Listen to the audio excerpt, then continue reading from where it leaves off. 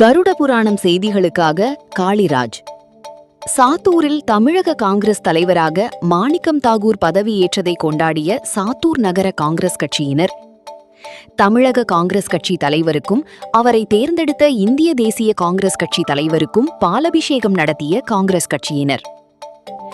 தமிழகத்தில் காங்கிரஸ் கட்சியின் புதிய தலைவராக தேர்ந்தெடுக்கப்பட்ட மாணிக்கம் தாகூர் இன்று தமிழக காங்கிரஸ் கட்சி தலைவராக பதவியை ஏற்றுக்கொண்டார்.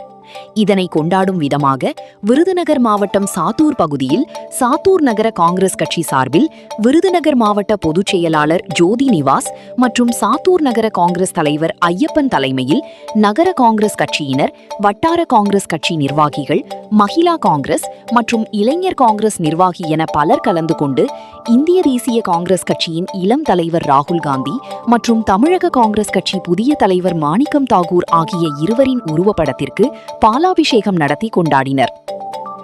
மேலும் சாத்தூர் நகர் பகுதியில் பொதுமக்களுக்கு இனிப்பு வழங்கி தங்களது மகிழ்ச்சியை வெளிப்படுத்தினர்.